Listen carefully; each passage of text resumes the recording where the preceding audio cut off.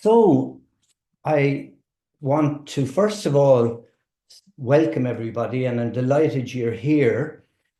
To start some background, especially for those who would not have been aware of the background to this particular presentation.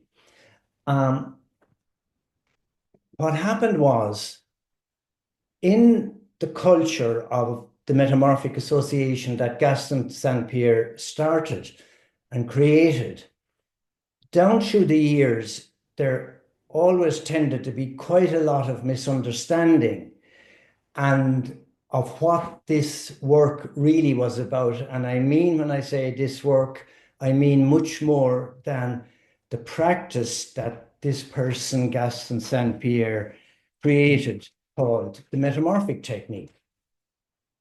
And what had happened for me was, I was noticing, I had attended, for example, all the international gatherings of the association.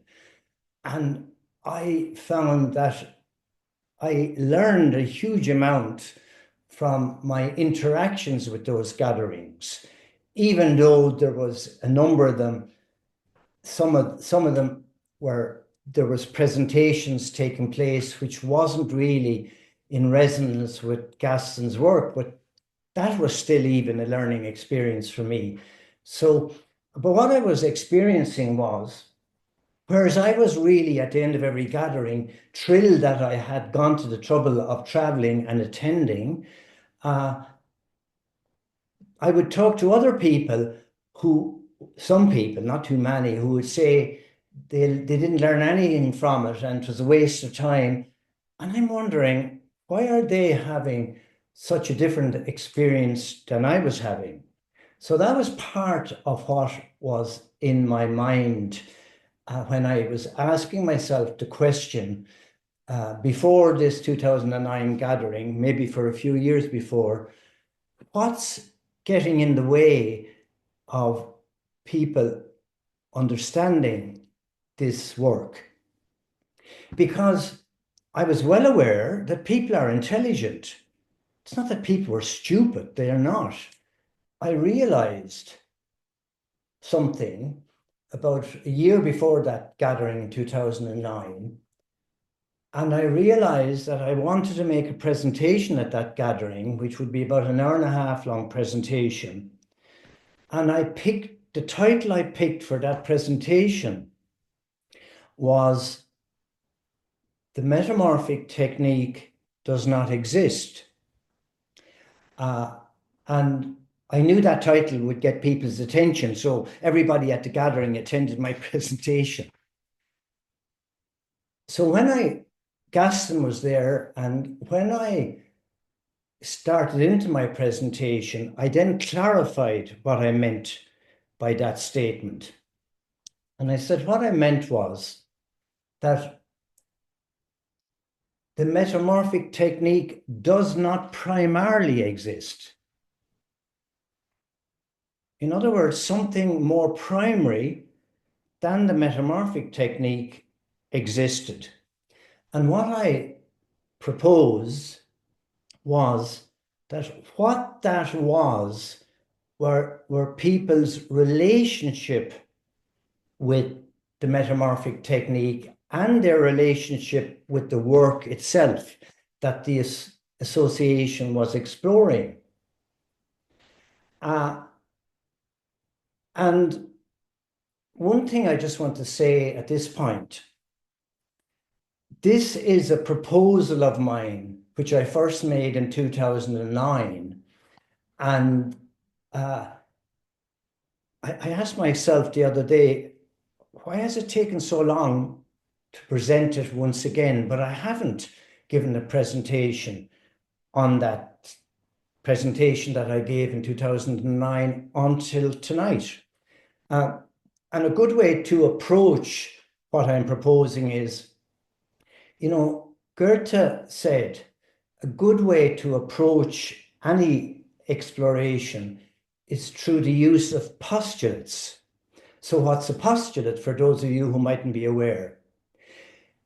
it's to suggest or assume the truth or existence of something as a basis for discussion. In other words, it's an exploration, it's a process to engage in. And that's in that meaning, then, it means I have no expectation that people would accept my proposal, and I had no expectation in 2009 that they would accept what I was proposing. Because if I have an expectation that you should accept what I'm proposing, that would mean that I have absolutely a complete disconnection from a real understanding of what the work is about.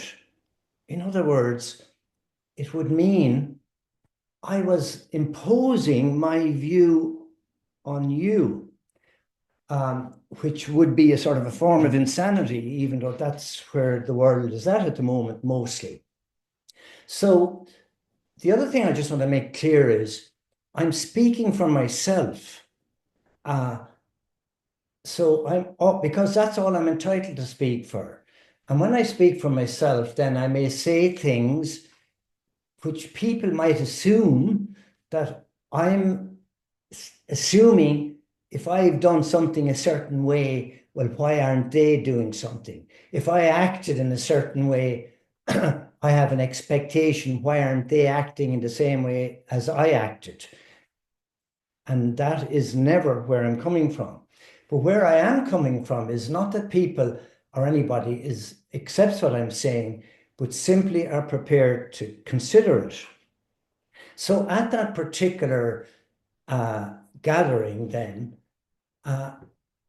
I presented this concept for an hour and a half.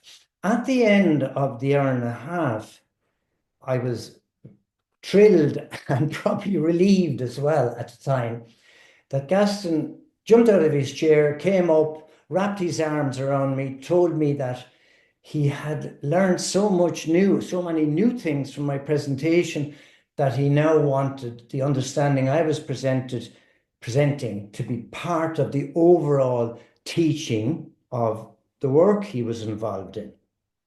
In addition, Gaston had recorded my presentation on a tape recorder, and he said to me he wanted to put it up on the Metamorphic Association website. But when he went back to London, he discovered he had pressed the wrong button on the tape recorder and he didn't have it. Now, one of the reasons I mention that is because since I gave that presentation in 2009, a whole lot of new implications have occurred to me, which makes some of what I'm saying tonight additional and even to some degree, maybe even different than what I said at that presentation in 2009. This presentation is made from the platform of the Thinking Centre, not from the platform which is the Gaston St. Pierre Society. The Thinking Centre is something I founded 10 years ago, and I will draw your attention to the website address, which I may as well do now. I hope you can see. It's simply called thethinkingcentre.com. And the reason I'm drawing your attention to that is that if you go into the website, there's an awful lot of activity now taking place as part of the Thinking Centre. And what you can then do is you can subscribe to be on the mailing list, which simply means you get information about events that are taking place. In that sense, then, like, for example, I'm interviewing an American ambassador on the 20th of this month, and that event will be free and will be on Zoom and for people who might be interested. So there's a lot of other things happening as well. I already sent the email or the website address of the Gaston St. Pierre Society to everybody in my email. And once again, the Gaston, it's not that, it's GastonSaint-Pierre-Society.com, because that society is, I feel, something quite important that a number of us are already involved in. And I'm extremely grateful to be part of the group that are involved in that. Often we use the word unique and uniqueness, and it's a very dramatic word. And not only is it a dramatic word, but what I'm proposing when I say it's not the metamorphic technique does not primarily exist. Buddhism does not primarily exist. I'm proposing Christianity does not primarily exist. The theory of the universal principles does not primarily exist. Judaism does not primarily exist. These are things that don't exist primarily. What does exist is our relationship with them, which doesn't mean that they don't have a real importance, but more primarily what's in existence is our relationship with them. In other words, we are viewing the outside world through our relationship with the outside world. But each of our relationships with the outside world is uniquely different. And that's a wonderful thing. You see, uniqueness is not just confined to human beings. In other words, we are individuals, and each individual may be similar to other individuals, but in some fundamental way, uniquely different. Like, for example, every snowflake is different. There's no two snowflakes the same. That's something science has already established. So the reason I'm saying that's important is because people experience the metamorphic technique or Judaism or Christianity or I'm a Republican as being primary. And as a consequence, they over-identify with something that's not primary and under-identify with something that is primary. And what is primary is one's own essence. Gaston Saint-Pierre talked incessantly about essence and people having an experience of their own essence. And all essence is different, you see.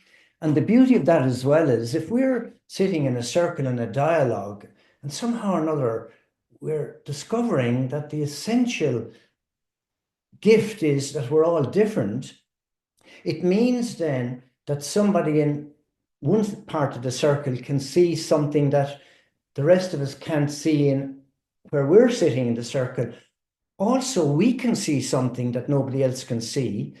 And that's why freedom of speech is so important. And that's why when the emphasis is on that, when somehow we start to get more in resonance with what is primary is our relationship, then somehow or another, collective intelligence can manifest more easily. And because we're prepared to listen to one another and also disagree with one another, which of course is very important as well. So one other thing I just want to say, see, partly because for many, many years before I ever met Gaston Saint-Pierre, I'd had experiences that had me realizing to some small degree that what's happening in the world and what's happening in our consciousness is related, that we're not separate somehow. And when I met Gaston first, almost very, very early on, because I'd had these other experiences of what one might call transformation or some of the things that get in the way of it. And when I met Gaston and realized the platform he had created and what he was exploring, it was something huge, of huge importance to the wider world.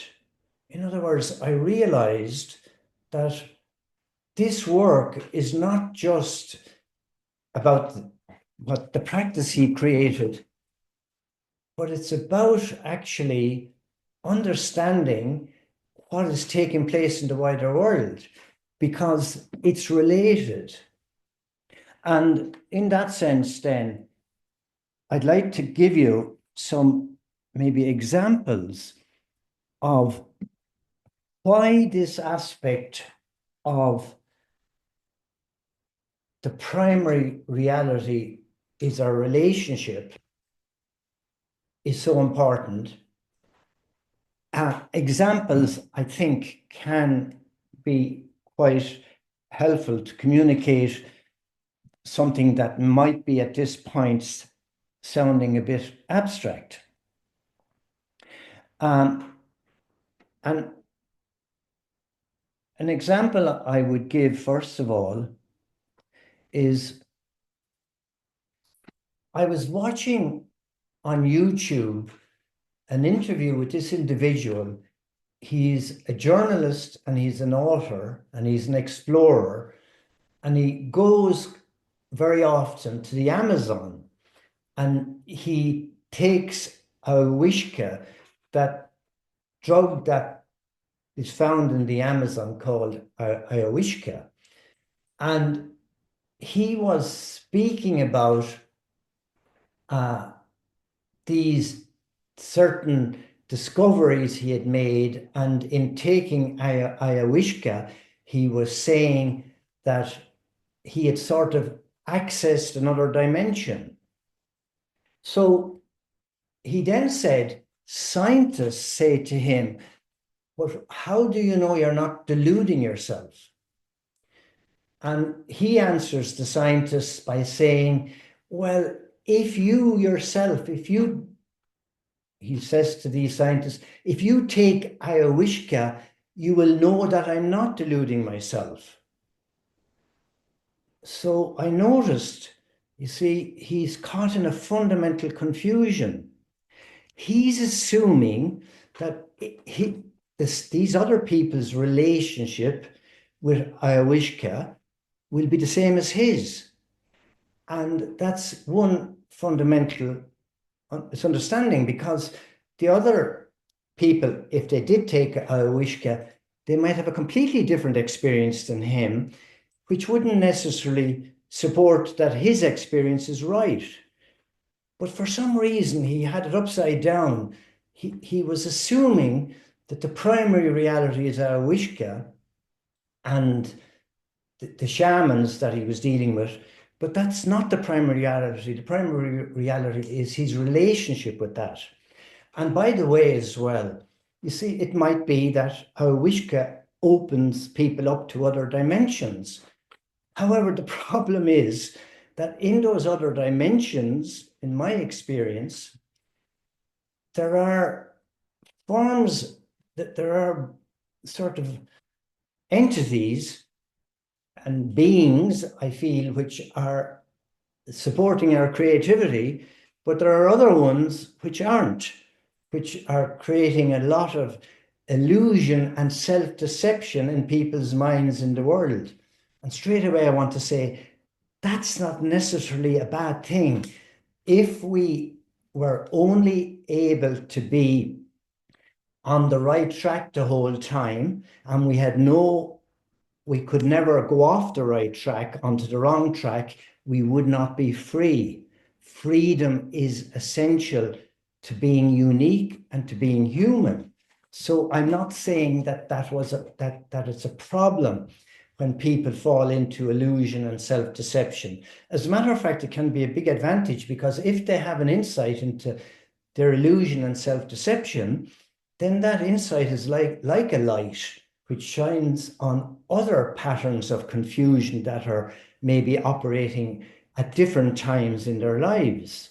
So, but in any case, I'm trying to give that as an example, because, you know, I've encountered people who have taken ayahuasca and have talked about how spiritually advanced and the spiritual experience they had.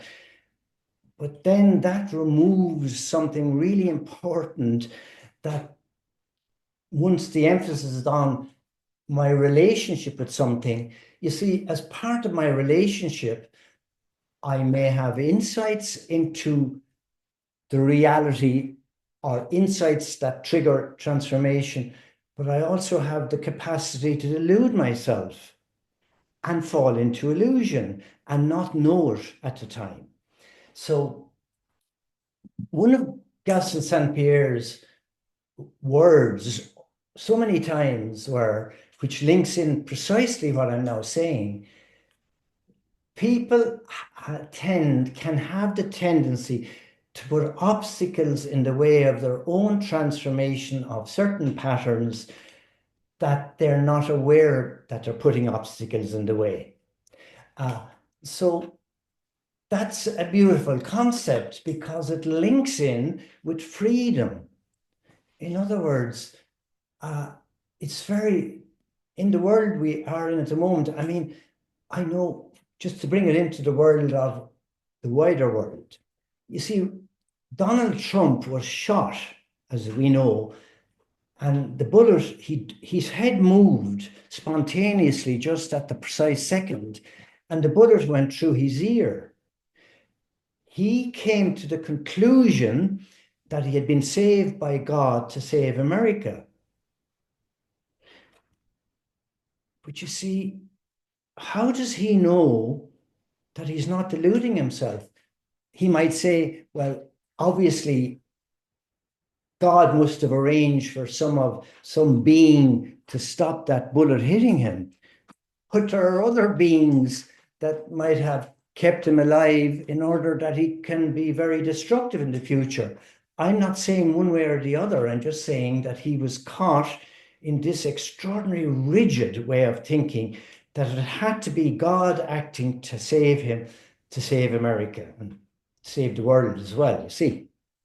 So these are that brings in the realm of something that also was explored very strongly in the metamorphic association, but generally speaking, not by a certain number of people explored it and then a number didn't. And that's the difference between a belief and a fact.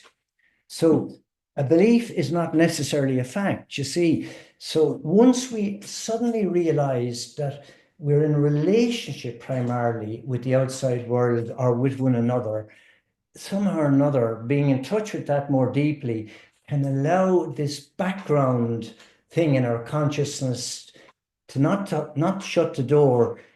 A curiosity, I call it unconscious curiosity, is operating in the background that we might be wrong.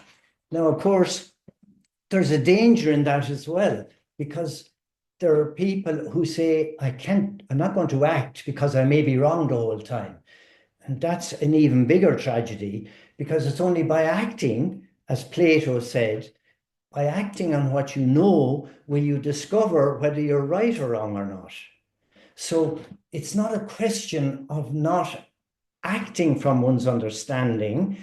And it's certainly because otherwise, there are people, and I've heard them on television, being very humble, saying that, they know they're deluding themselves the whole time. But that's a crazy statement, because if they knew they were deluding themselves, they would no longer be deluding themselves. That's what it means. So that's an example, I suppose, of what's called false humility. Another example of what's taking place in the world.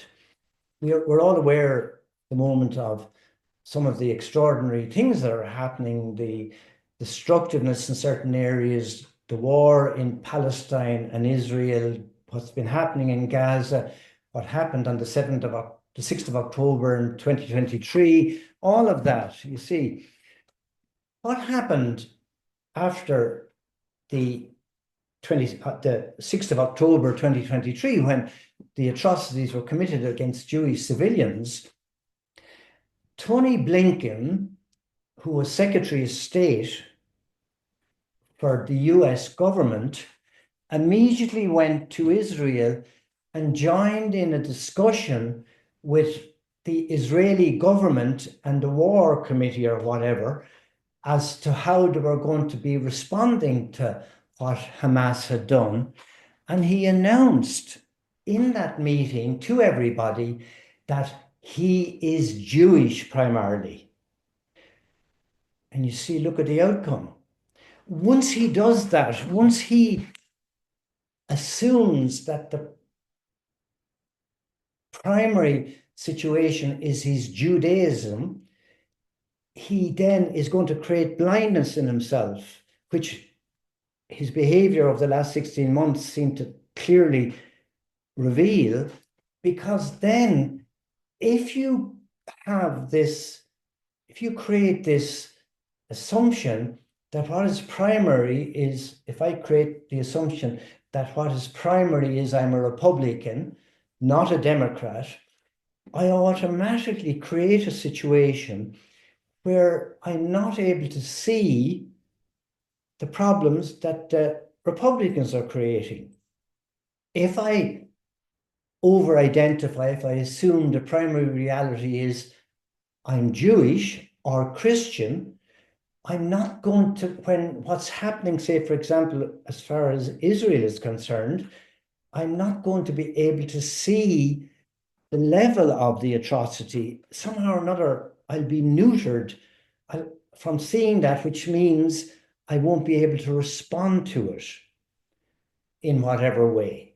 And response might mean just having the ability to really see the level of the atrocity, or maybe write to the Israeli embassy, which is what I did here in Ireland.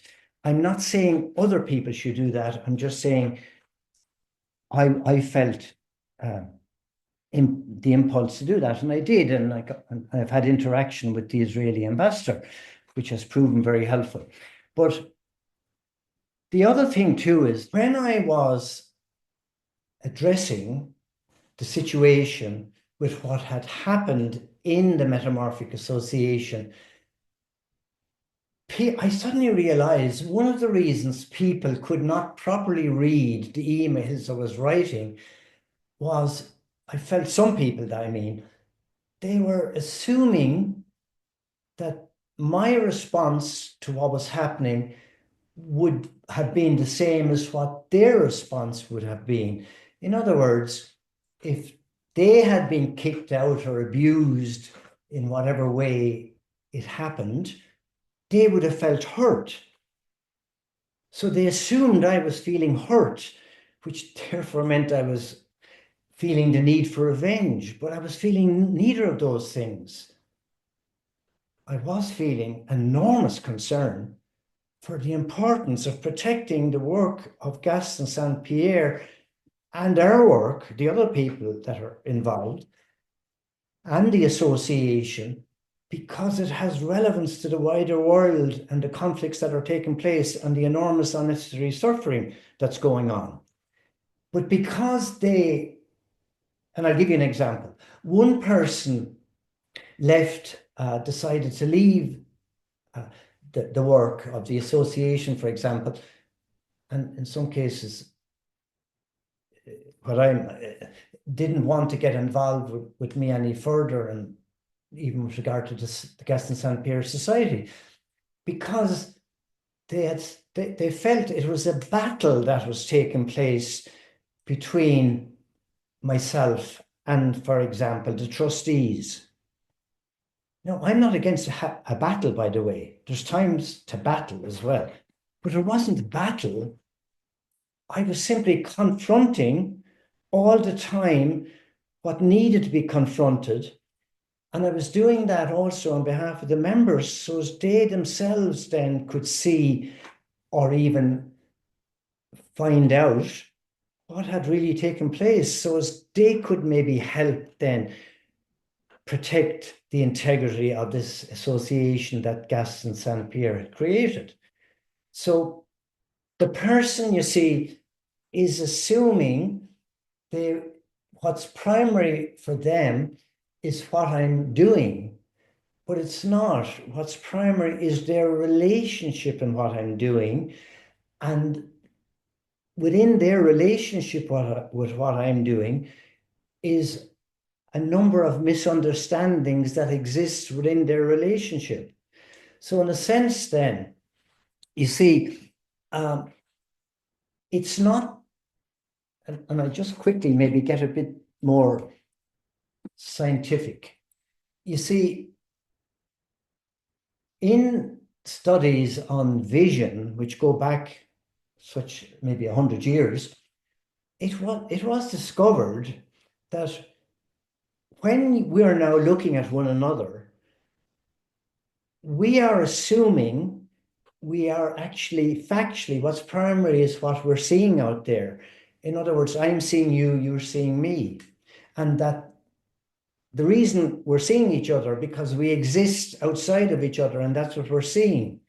But studies on vision then suddenly realize that no, that's not what's happening. Apparently, photons of light is hitting our visual cortex. It's then being sent to the brain, our brains, and our brains are creating the image of what's outside. Now that's an extraordinary thing, but it also supports what I'm saying, that what is primary is our relationship. And there was this thing then in philosophy and in science. There was this Bishop Berkeley who came to the conclusion that there was nothing outside of us. It was all, and we're creating an imagination that was put in our minds by God. That's what his theory was, which had quite an influence on the study of psychology at the time and the study of consciousness. And then Immanuel Kant came along, the famous German philosopher, and he said, no, there is something existing outside of us. And that something, however, we cannot know, but it actually does exist. So he had a different view. So when I came back from university in San Francisco in 1990, I was creating and presenting a lot of different classes and seminars at different colleges in Ireland. And I was creating, they all would be, sometimes there might have even been a metamorphic technique class. Another time, it might be a class on the psychology of peace and war. These were classes I was creating myself and giving in these colleges. And I had this very strong tendency, because I had begun to realize while I lived in California, oh my God, we're not in contact with reality. We're in contact with our perception of reality. And I was saying this often at my classes. And then something happened which liberated me. And it's this. I don't know if you can see that painting.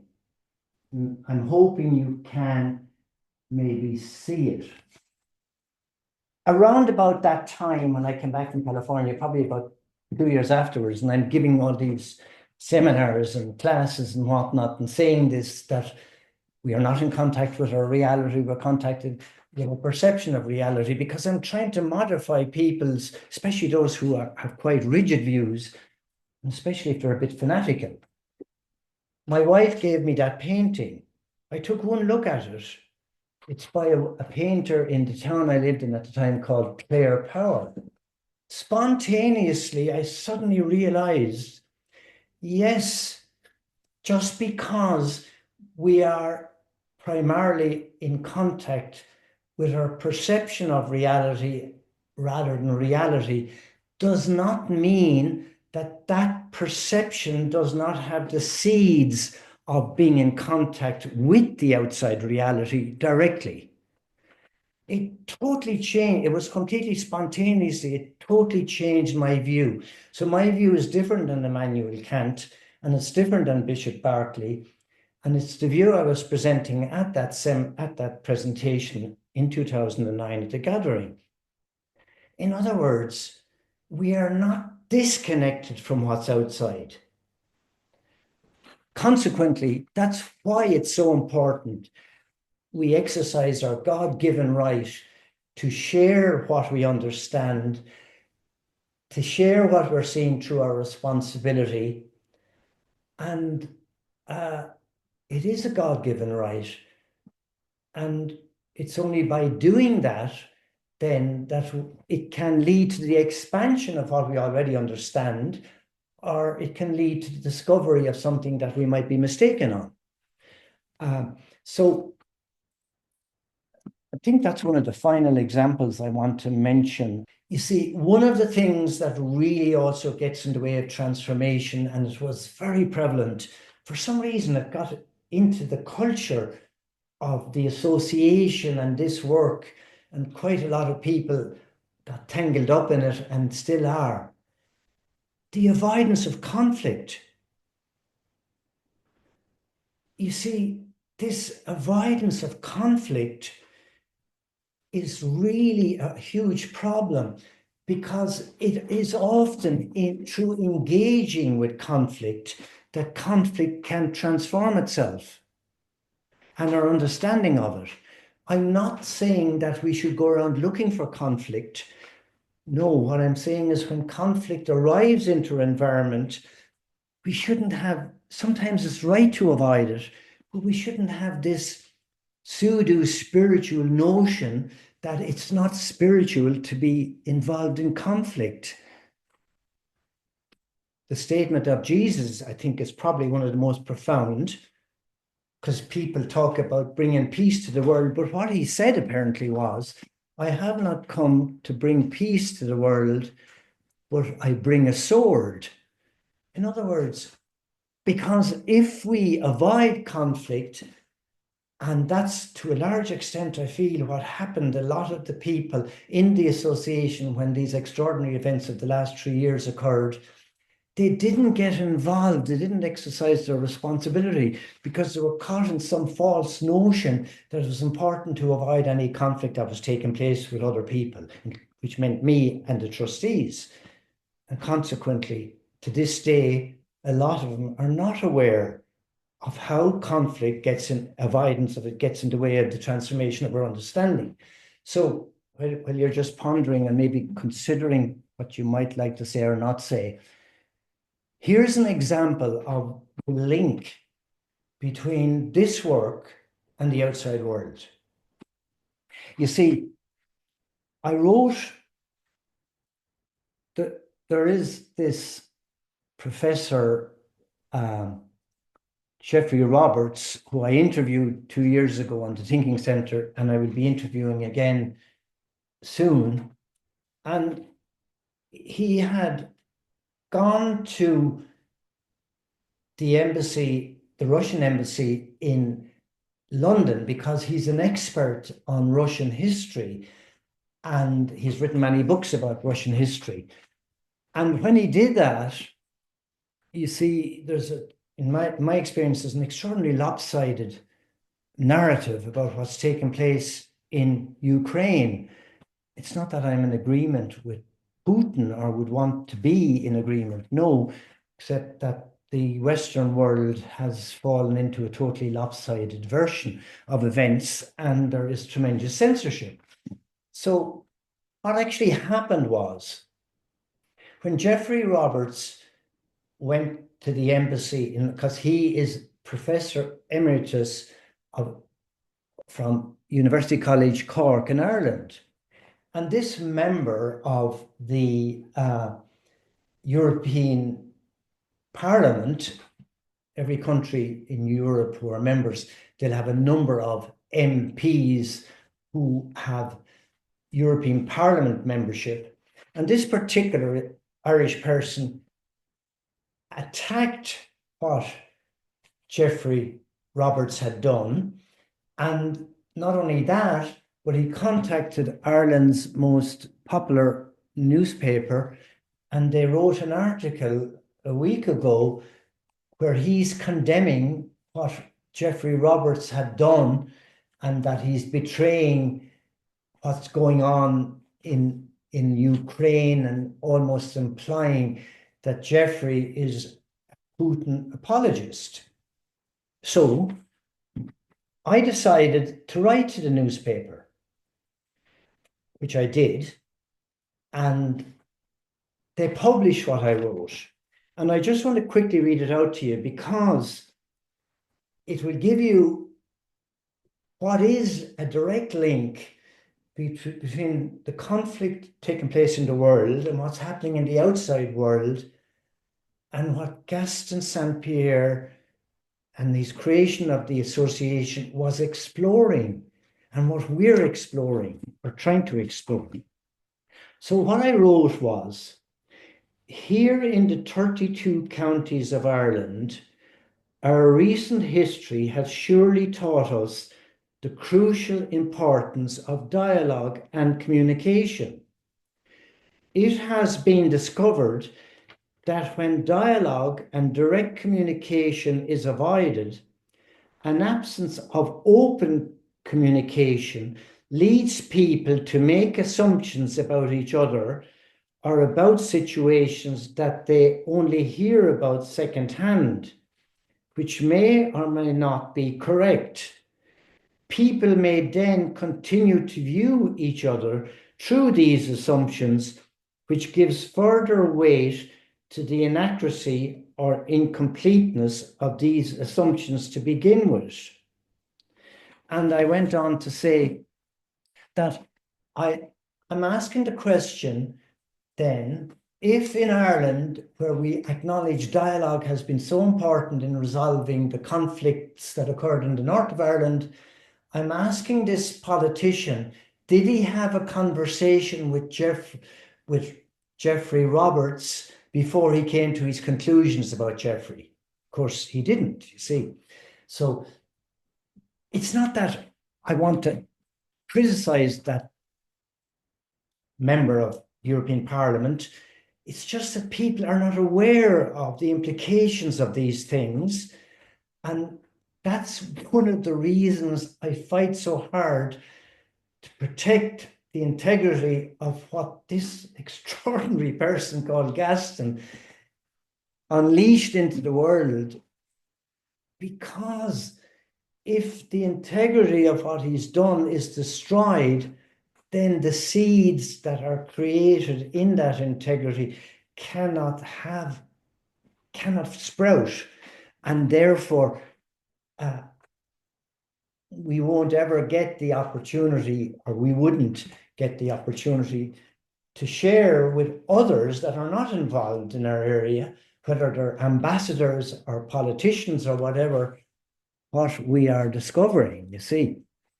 That's my primary passion, is as far as this work is concerned, because it is really disturbing, I experience anyway, the incredible unnecessary suffering that's been created in the world by so much stupidity. And just because I was interviewed this morning on a radio station in Ireland, and I explained something about just because people are heads of governments, it doesn't mean they're not noticing implications that are very damaging. They're just not noticing it. And people are assuming because they're a head of a government that they are noticing, but they're not necessarily noticing. So this is why conversation or dialogue between us can allow me to notice implications I haven't yet noticed about something, maybe misunderstanding in myself. So basically, I just wanted to share that as the direct link between the work we're involved in and what's happening in the world at large.